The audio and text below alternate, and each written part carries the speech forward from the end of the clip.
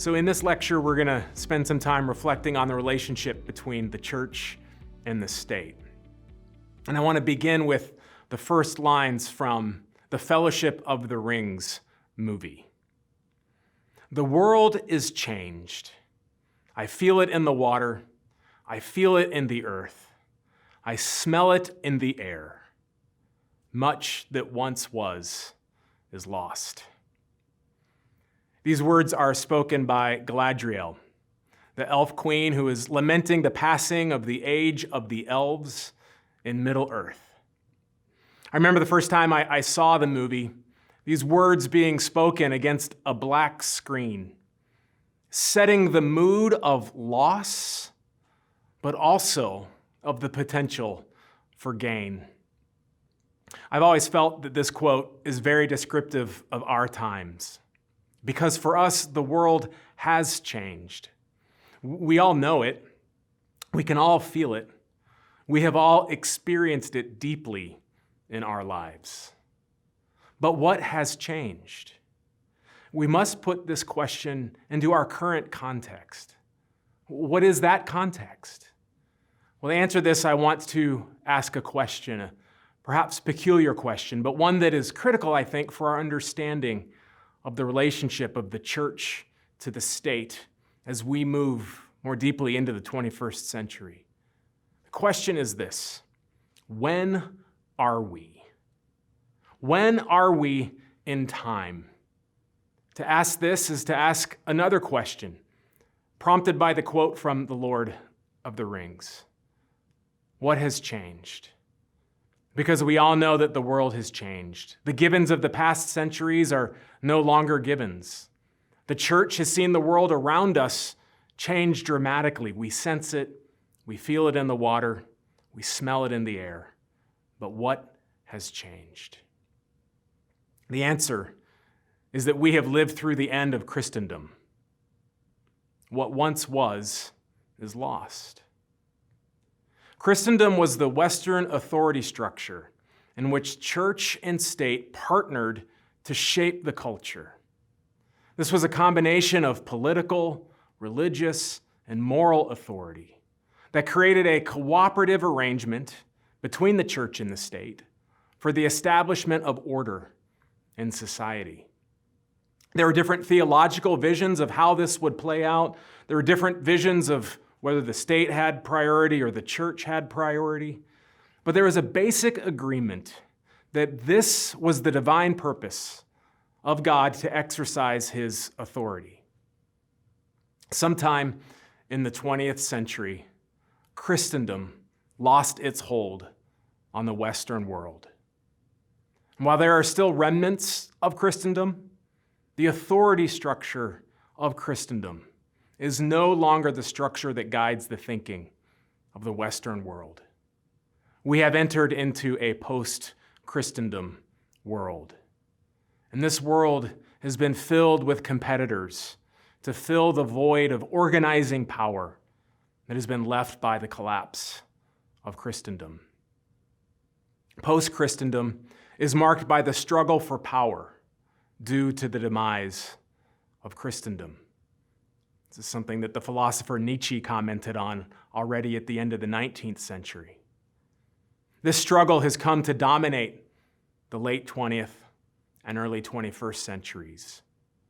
And it is the struggle for power that we are living in even now.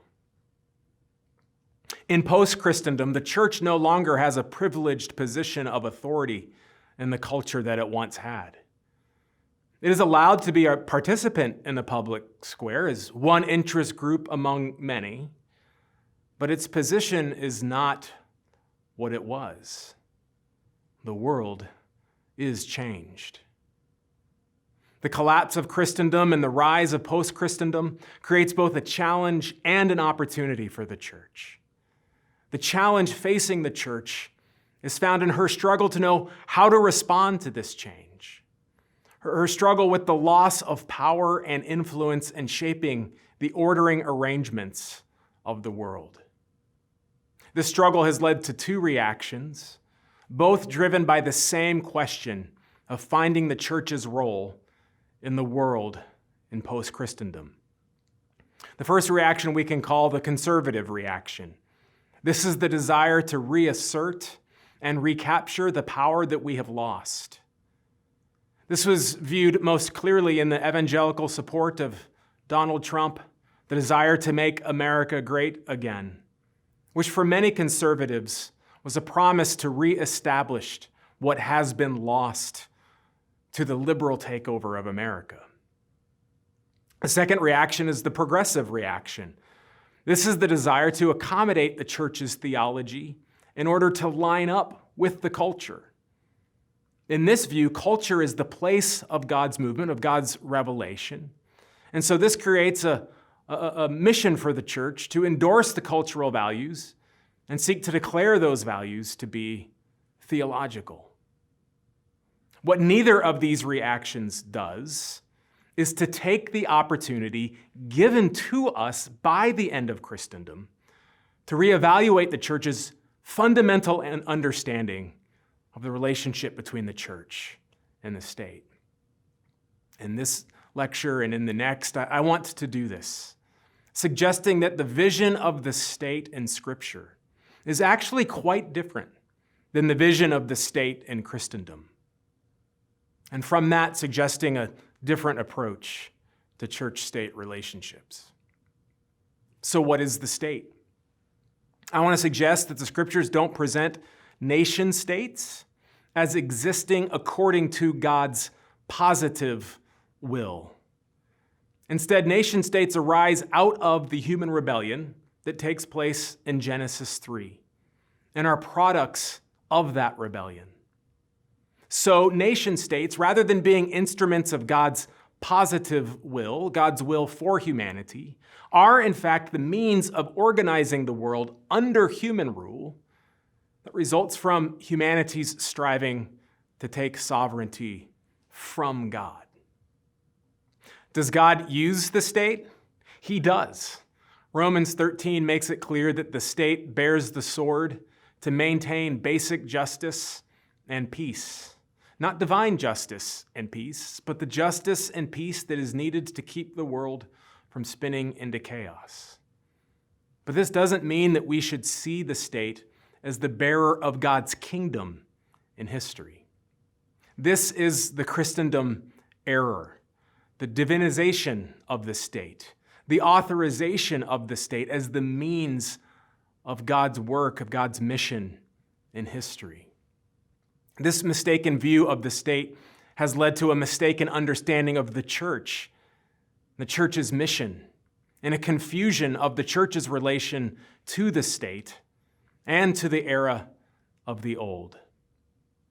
In order to flesh this out, I will turn in part 2 of this presentation to look at what I believe is a very important scene for understanding the relation between the church and the state, and so between the old and the new. The scene in John 18 and 19 of Pilate's interrogation of Jesus.